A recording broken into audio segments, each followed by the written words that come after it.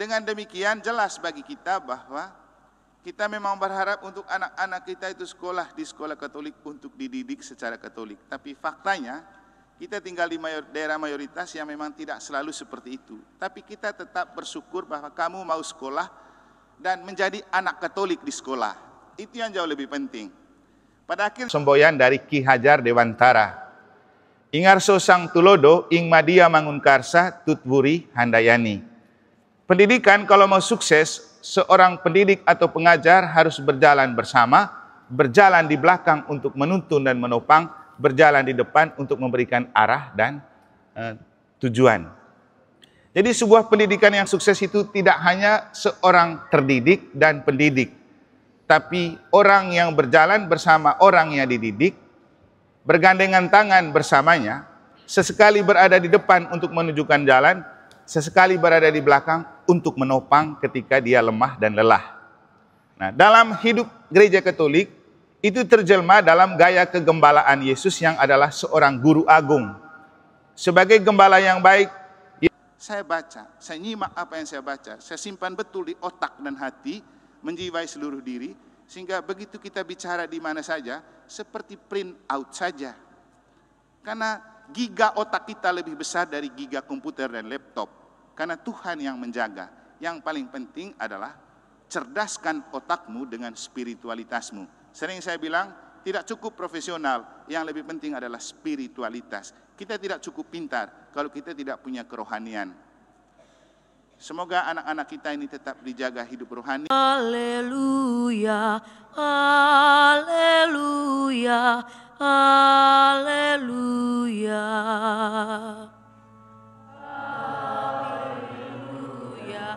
Haleluya, haleluya.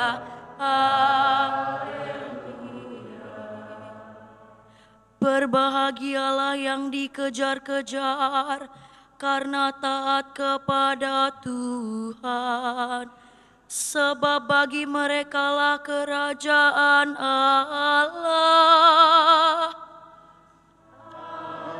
Haleluya, haleluya, haleluya. Tuhan bersamamu dan bersama rohmu. Inilah Injil suci menurut Matius. Dimuliakanlah Tuhan. Sekali peristiwa, Yesus bersabda kepada murid-muridnya, setiap orang yang mau mengikuti aku harus menyangkal diri, memikul salibnya dan mengikuti aku. Karena barang siapa mau menyelamatkan nyawanya akan kehilangan nyawanya, tetapi barang siapa kehilangan nyawanya karena aku, ia akan memperolehnya. Apa gunanya bagi seseorang jika ia memperoleh seluruh dunia tapi kehilangan nyawanya? Apakah yang akan diberikannya sebagai ganti nyawanya? Sebab anak manusia akan datang dalam kemuliaan Bapanya diiringi malaikat-malaikatnya. Pada waktu itu, ia akan membalas setiap orang setimpal dengan perbuatannya. Aku berkata kepadamu, sungguh, di antara orang yang hadir di sini, ada yang tidak akan mati sebelum mereka melihat Anak Manusia datang sebagai Raja dalam kerajaannya.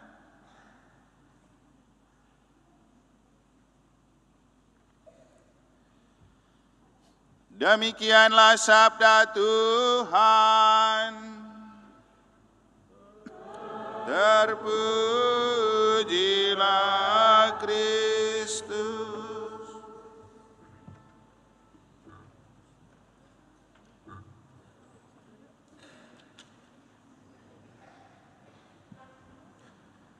Sebab itu, ketahuilah pada hari ini dan camkanlah bahwa Tuhanlah Allah di langit di atas dan di bumi di bawah, tiada yang lain.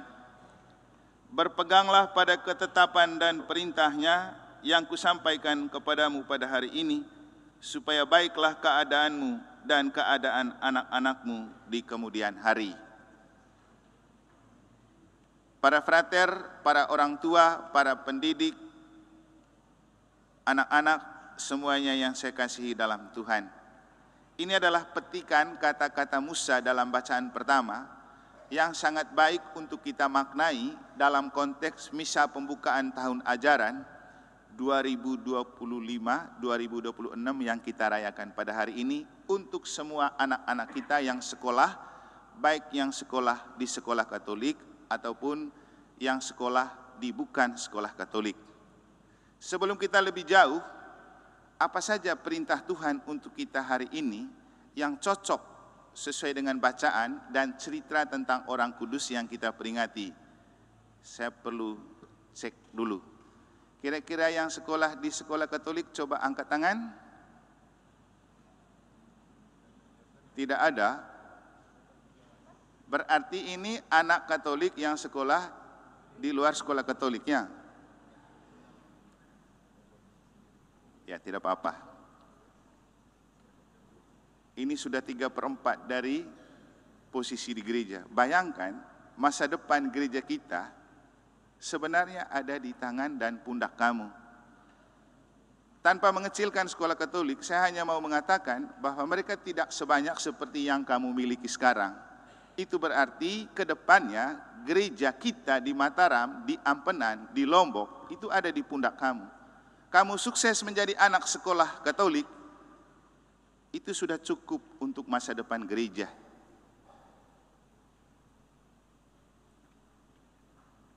Kalau dihitung mungkin dari yang sekolah Katolik nanti hanya 1/4 dari yang ada ya. Mereka sangat sedikit. Dengan demikian jelas bagi kita bahwa kita memang berharap untuk anak-anak kita itu sekolah di sekolah Katolik untuk dididik secara Katolik. Tapi faktanya kita tinggal di daerah mayoritas yang memang tidak selalu seperti itu. Tapi kita tetap bersyukur bahwa kamu mau sekolah dan menjadi anak Katolik di sekolah. Itu yang jauh lebih penting. Pada akhirnya kita harus realistis dengan kenyataan bahwa untuk menjadi Katolik memang tidak harus di sekolah Katolik, walaupun kita berharap kamu sekolah di sana. Karena yang paling penting adalah sekolah dimanapun dan kamu tetap menjadi anak Katolik. Itu jauh lebih penting. Jadi sekolah dimanapun kamu tetap menjadi anak Katolik. Dan orang tua, walaupun sekolah bukan di sekolah Katolik, anak-anakmu tetaplah anak Katolik. Maka jangan sampai melupakan dan melepaskan kekatolikan di mana saja mereka sekolah. Karena arah dari pendidikan kita orang Katolik di Indonesia adalah menciptakan pribadi yang 100% Katolik, 100% Indonesia. Dan untuk menjadi 100% Katolik, kita dibingkai oleh tema tahun pastoral yang secara universal dan gereja lokal dibingkai dalam spirit gereja sinodal. Artinya gereja yang berjalan bersama, yang kalau di dunia pendidikan 100% Indonesianya itu terjelma dalam semboyan dari Ki Hajar Dewantara. Ingarso sang tulodo, ing madia mangunkarsa, tutwuri handayani. Pendidikan kalau mau sukses, seorang pendidik atau pengajar harus berjalan bersama, berjalan di belakang untuk menuntun dan menopang, berjalan di depan untuk memberikan arah dan tujuan. Jadi sebuah pendidikan yang sukses itu tidak hanya seorang terdidik dan pendidik, tapi orang yang berjalan bersama orang yang dididik, bergandengan tangan bersamanya, sesekali berada di depan untuk menunjukkan jalan, sesekali berada di belakang untuk menopang ketika dia lemah dan lelah. Nah, dalam hidup gereja Katolik, itu terjelma dalam gaya kegembalaan Yesus yang adalah seorang guru agung. Sebagai gembala yang baik, Yesus berjalan bersama domba. Sesekali Yesus berjalan di depan, sesekali ia berada di belakang untuk membackup kita. Jadi 100% Katolik dan 100% Indonesia dalam konteks pendidikan adalah kita berjalan dalam bingkai spirit Yesus Sang Gembala Agung dan Ki Hajar Dewantara sebagai Sang Gembala Agung dalam dunia pendidikan. Apa konkret dari perjalanan sinodal atau berjalan bersama dalam dunia pendidikan? Jangan biarkan anak-anak kita ini berjalan sendiri. Itulah kenapa bersama seksi pendidikan paroki, BPU, bersama Bapak Pembimas, dan mereka yang mendidik anak-anak kita di luar sekolah Katolik bersatu. Kita duduk bersama untuk mengadakan misa pembukaan tahun ajaran dan perlu dihadiri juga oleh orang tua. Kenapa orang tua perlu hadir? Karena sekolah utama bagi anak-anak adalah keluarga. Hari ini kita merayakan Santo Dominikus. Dia tidak menjadi imam, dia tidak menjadi orang kudus tanpa dia memiliki keluarga yang mendukung. Dia keluarga bangsawan di Spanyol, tapi keluarganya rata-rata orang yang taat dan setia dalam hidup beriman dan menggereja. Itulah yang membuat dia sukses. Dan kita, Bapak Ibu, kalau mau anak-anak kita ini sukses, jangan terlalu bergantung 100% harapan pada dunia sekolah atau pendidikan, pada guru-guru. Mereka punya waktu sedikit untuk berada di sekolah. Kamu beruntung yang sekolah di zaman sekarang. Mulai dari jam 7 pagi sampai jam berapa sore? 3. Coba bayangkan, 7, 8, 9, 10, 11, 12, 13. 6 jam kamu ada di sekolah ya? 8. Berapa Grace? 8 jam. Nah, Bapak Ibu, 8 jam itu efektif. Karena kalau anak betul sekolah di 8 jam, pulang dia pasti lelah. Tidak ada lagi belajar lagi, tidak ada sekolah lagi, tidak ada main-main. Karena kalau kamu baca di buku yang namanya Bioritem, Ritme Kehidupan, itu manusia sudah dibagi waktu secara proporsional itu 24 jam satu hari. Dibagi dalam 3 hal penting. 8 jam pertama untuk istirahat atau tidur, 8 jam kedua untuk kerja, 8 jam ketiga untuk hal-hal lain. Ngobrol, ngopi, nonton. Jadi sudah dibagi dalam 8 jam. Kalau kita hidup tertib dengan pembagian itu, kita akan menjadi manusia sukses. Maka pastikan bahwa kamu pernah tidur sampai 8 jam dalam 1 kali 24 jam. Ada yang sedikit tidurnya karena main game lebih banyak kan? Coba kamu cek anak-anak. Sehingga begitu mereka mau ke sekolah sudah ngantuk-ngantuk, loyo-loyo. Kenapa? Habis tenaganya untuk melek. Tapi coba kalau tidur benar 8 jam, pasti dia segar, bugar. Itu pasti sekolah juga enak. Kita orang tua juga begitu. Saya sendiri saja di usia yang mau ke 50 ini, saya jaga betul supaya jangan sampai tidur itu kurang dari 6 jam. Kalau malam kurang, siangnya dicari supaya setidak-tidaknya 7 atau 8 jam. Supaya badan selalu fresh, bugar. Maka kamu lihat saya lebih fresh dan bugar kan? Benar tuh Caca. Coba kamu lihat orang yang seusia saya 49, sebugar dan sefresh saya enggak? Tidak. Kenapa? Saya hidup berdasarkan ritme, kapan berdoa, kapan misa, kapan istirahat, kapan olahraga, kapan santai, kapan kita ngobrol dengan teman-teman. Sehingga kita itu badan itu selalu terjaga dan terpelihara. Namanya manajemen hidup. Nah, untuk anak-anak kita yang sekolah ini, perhatikan, makanya orang tua perlu kita ajak supaya sama-sama berjalan memperhatikan mereka. Waktu tidurnya, waktu istirahatnya, waktu belajarnya, waktu buat hal-hal lain. Penting juga kamu orang tua jalan-jalan sama anak-anak, ajak mereka pergi makan bakso kah, ajak mereka pergi nonton, perlu. Tapi sekarang orang tua sibuk sendiri, anak sibuk sendiri. Dan yang terjadi adalah super sibuk. Karena masing-masing punya kesibukan, masing-masing punya HP, masing-masing pegang remote TV, tidak ada yang mengontrol. Hasilnya apa? Pas masuk kepada hal yang penting untuk mereka belajar, sudah habis tenaganya. Nah, itulah kenapa zaman ini itu menciptakan banyak produk orang disebut zaman stroberi. Stroberi artinya seperti buah stroberi, kalau kita lihat menarik. Kalau kita pegang langsung luluh. Artinya anak-anak kita hidup di zaman di mana dari segi casing dan penampilan tampak oke dan memikat, tapi karakternya lemah. Gampang loyo, gampang terpukul, gampang putus asa, gampang kecewa. Bentak sedikit down. Kenapa? Mereka tidak dibangun karakternya yang kuat. Maka dengan gereja terlibat, orang tua terlibat, para pendidik terlibat seperti Ki Hajar Dewantoro dan Tuhan Yesus, kita ingin memformat anak-anak kita supaya mereka punya masa depan yang oke. Jadi secara intelek mereka dididik di sekolah, secara emosi mereka dididik di keluarga, dan secara spiritual mereka dididik juga di dalam keluarga, sekolah, dan gereja. Dan kita tahu bahwa manusia sukses bukanlah dia yang secara IQ itu pintar dan hebat. Dia yang secara emosi itu sukses menjaga emosi. Karena di atas kepintaran dan kestabilan emosi butuh spiritualitas atau kerohanian. Mungkin dulu pernah saya cerita tentang seorang yang sangat pintar bernama Steve Jobs. Perhatian juga mereka pasti sudah dengar. Dia pintar, pencipta dan penemu dan pembuat Apple. Siapa yang meragukan kecanggihan Apple? HP iPhone, MacBook, dan segala produk Apple itu diciptakan oleh bernama Steve Jobs. Dia sangat pintar. Dia punya satu orang anak.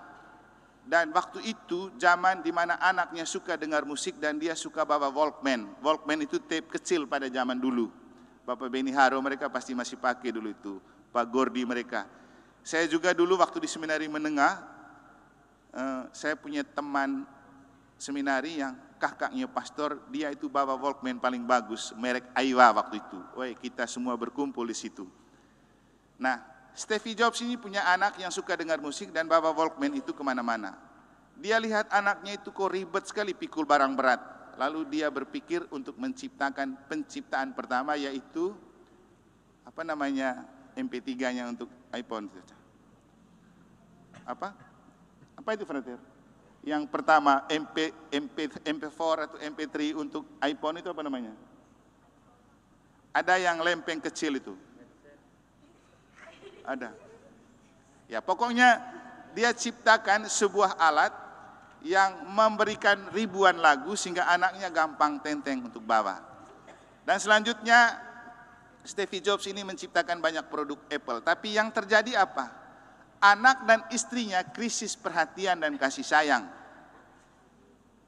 Saking dia kerja dengan kepintarannya, istrinya haus kasih sayang dan perhatian dan anaknya. Hasil akhirnya istrinya mati bunuh diri. Ya ini, kalau kamu cek searching nanti bahwa Steve Jobs punya istri mati bunuh diri walaupun dia pintar. Jadi kepintaran tidak cukup untuk membuat kita hidup. Butuh kebiasaan untuk menjaga dan memelihara emosi. Emosi kita juga tidak bisa dijaga dan dipelihara tanpa dibingkai oleh keluarga.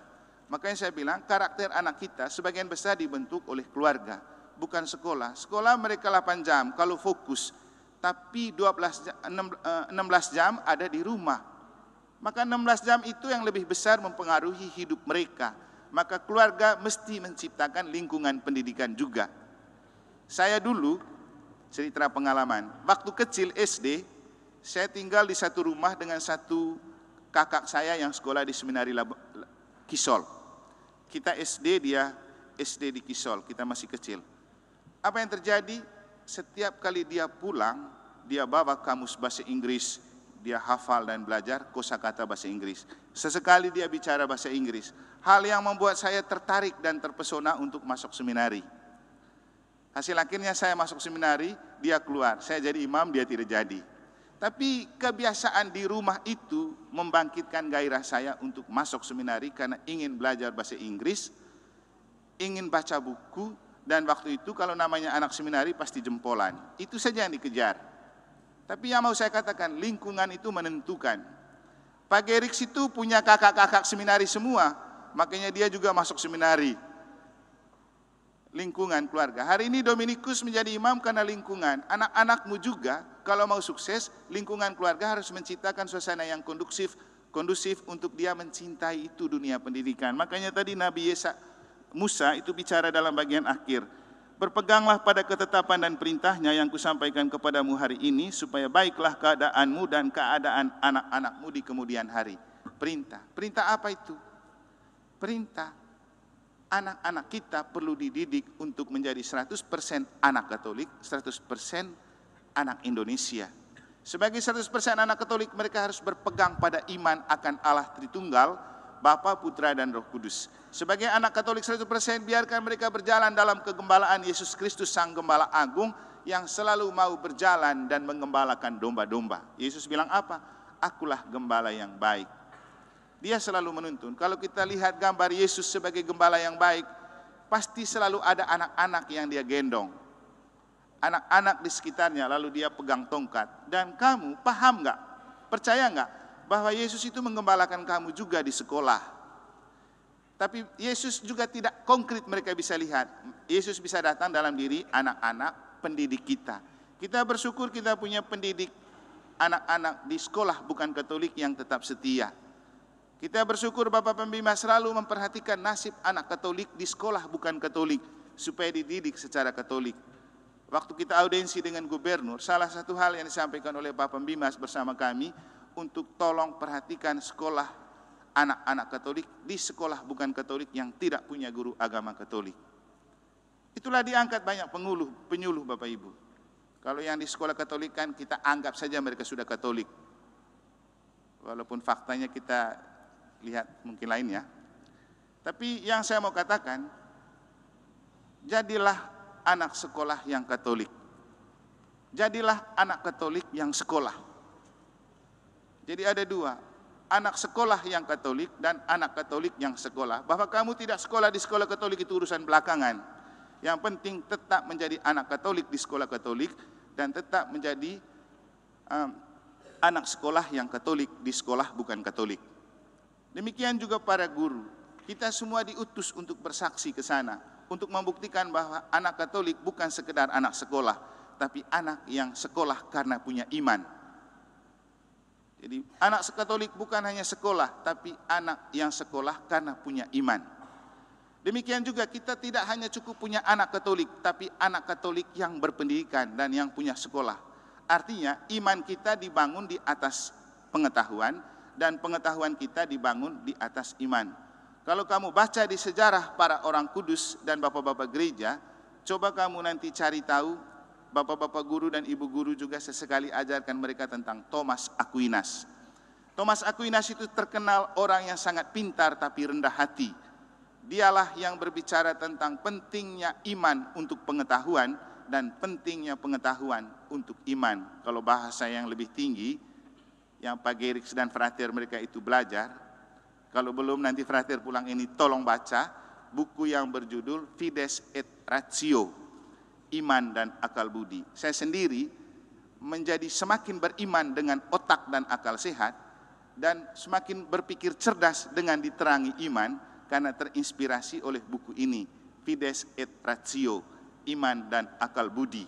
Bagaimana kita membangun iman di atas akal sehat, bagaimana kita menerangi iman di atas, bagaimana kita menerangi akal sehat dan cara berpikir di atas iman yang tangguh. Jadi kamu sekolah untuk punya pengetahuan, tapi bangunlah pengetahuanmu di atas iman. Kamu datang gereja untuk makin beriman, supaya iman itu menyinari pikiranmu supaya sukses dalam pendidikan. Mungkin tahun lalu pernah saya ceritakan, atau entahkah kapan saya ceritakan. Saya sendiri mengalami kesuksesan dalam dunia pendidikan waktu walaupun tidak sekolah tinggi dan gelar tinggi, itu karena kekuatan doa dari orang tua. Saya ingat, saya masuk SMP di SMP Negeri Reok, bapak saya pergi antar. Begitu saya masuk seminari menengah, dia pergi antar. Begitu saya masuk store, dia pergi antar dalam kondisi mama saya sedang mengandung besar adik bungsu. Begitu bapak saya sedang di jalan antar saya, adik saya yang bungsu lahir dan mama saya melahirkan anak sendiri. Tapi untuk saya, kehadiran bapak saya yang selalu hadir untuk mengantar sudah cukup untuk menunjukkan bahwa mereka mendukung saya sekolah. Maka Bapak Ibu jangan hanya antar-antar begitu saja anak-anakmu ke sekolah. Ibu-ibu sekarang antar anak ke sekolah, setelah itu mereka duduk ngerumpi. Baik juga sih. Tapi perhatikan seluruh hidup mereka. Jangan hanya antar jemput tok. Hidup mereka di rumah perlu dididik rohaninya. Makanya kenapa kita ajak orang tua itu datang, supaya sama-sama memperhatikan anak-anak ini secara intelek, secara iman, secara emosi. Mereka semua ada dalam tanggung jawab kita, karena kesuksesan masa depan orang tua ada di pundak mereka. Kesuksesan masa depan gereja ada di pundak mereka. Karena seperti yang saya bilang, coba bayangkan 3/4 dari ruangan gereja penuh dengan anak-anak kita ini. Mereka tidak sekolah di sekolah Katolik. Kalau kita berharap pada sekolah Katolik, apakah gereja masa depan bergantung pada sekolah Katolik? Tidak. Bukan kita tidak mendukung, tapi mengharapkan kamu ke sana. Tapi kalau faktanya kamu lebih banyak, maka masa depan gereja ada di tanganmu. Tetaplah menjadi anak sekolah Katolik, walaupun sekolah di bukan sekolah Katolik. Jadi besok-besok tetap ke gereja ya. Besok-besok tetap aktif di Mesdinar, di lektor, di apapun bentuk tugas dan tanggung jawab gereja. Dan orang tua tolong membantu mengarahkan mereka. Jangan lepas tangan. Bersama Bapak Pembimas kita juga minta tolong supaya para penyuluh dan guru Katolik memperhatikan betul pengetahuan iman anak-anak kita. Dulu banyak anak kita yang sekolah di bukan sekolah Katolik justru diajar oleh teman-teman Protestan. Mengecewakan bukan? Beda jauh Bapak Ibu, ajaran Katolik dan ajaran Protestan. Maka terima kasih untuk Bapak Pembimas, untuk Bapak-Bapak Ibu Guru, Pak Leksi dan kawan-kawan yang telah mengakomodir, telah mengkondisikan untuk misa ini berjalan. Dulu tahun lalu saya pernah minta, jangan hanya setahun sekali. Coba mulai dengan 6 bulan sekali, atau bahkan 3 bulan sekali, karena ini penting untuk membangun rasa soliditas dan solidaritas anak-anak kita. Kalau dipertemukan begini kan, mereka bisa baru tahu, ternyata kita sama-sama Katolik walaupun berada di sekolah yang berbeda. Inilah maksud dari apa yang kita buat melalui perayaan Ekaristi Kudus pada hari ini, dan berpeganglah pada ketetapan dan perintah Allah. Sebenarnya akhirnya Bapak Ibu, perintah Allah untuk kita cuman ada di 3 petikan Mazmur tanggapan dan bait pengantar Injil, yaitu ingatlah karya-karya Tuhan dalam dunia pendidikanmu. Kapan Tuhan bekerja? Yang kedua, pengantar bait, pengantar Injil juga bagus.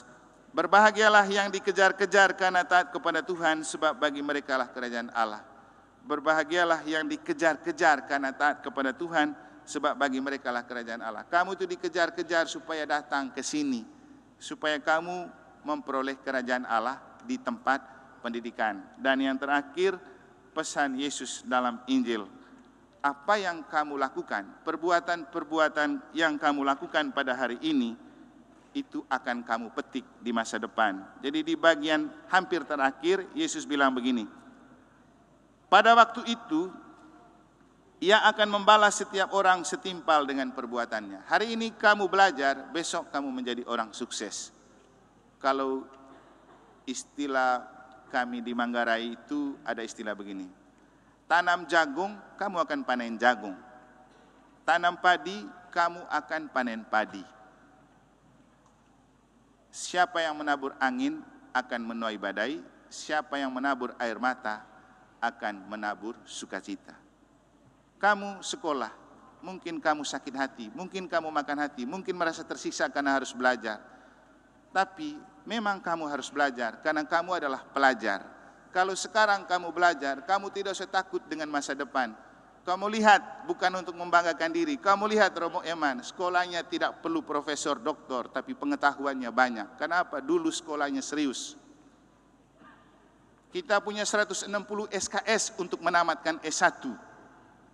Ada 50 atau 75 SKS untuk menamatkan pasca sarjana. Kalau itu pengetahuan betul masuk di pribadi kita, untuk apa sekolah tinggi-tinggi? Hanya untuk memperpanjang gelar, tapi pengetahuannya pendek. Jadi manfaatkan kesempatan. Saya selalu guyon sama teman-teman saya, kamu belajar lagi karena dulu kamu kuliah tidak serius, makanya perlu belajar lagi. Tapi kalau kamu waktu kuliah dan sekolah serius, tidak perlu belajar lagi. Pengetahuan itu sudah terekam. Dan apa yang kita pelajari dulu untuk saya, sekarang saya bicara mengalir, jangan berpikir saya tidak pernah belajar. Saya baca, saya nyimak apa yang saya baca, saya simpan betul di otak dan hati, menjiwai seluruh diri, sehingga begitu kita bicara di mana saja, seperti print out saja. Karena giga otak kita lebih besar dari giga komputer dan laptop. Karena Tuhan yang menjaga. Yang paling penting adalah cerdaskan otakmu dengan spiritualitasmu. Sering saya bilang, tidak cukup profesional, yang lebih penting adalah spiritualitas. Kita tidak cukup pintar kalau kita tidak punya kerohanian. Semoga anak-anak kita ini tetap dijaga hidup rohani, untuk mereka memakai iman sebagai kekuatan dalam sukses dalam belajar, dan kita para orang tua dan para guru juga tetap menjaga iman mereka, menjaga pengetahuan mereka, supaya mereka menjadi masa depan gereja dan bangsa yang berguna baik untuk gereja, untuk keluarga, juga untuk masyarakat, bangsa dan negara. Amin. Semoga Tuhan memberkati.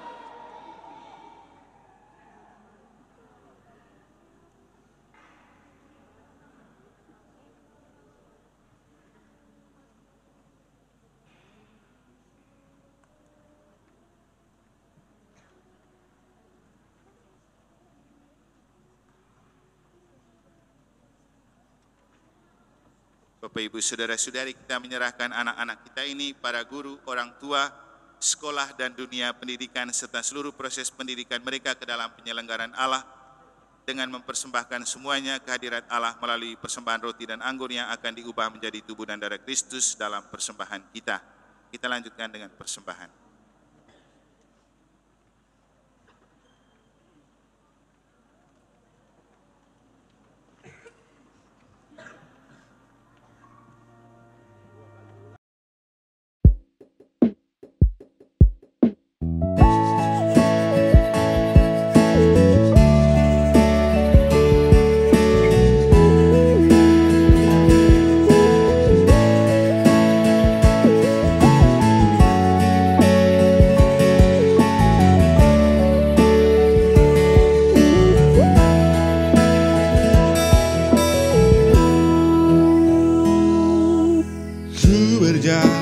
Mencarimu Tuhan dalam benak dan tiada henti.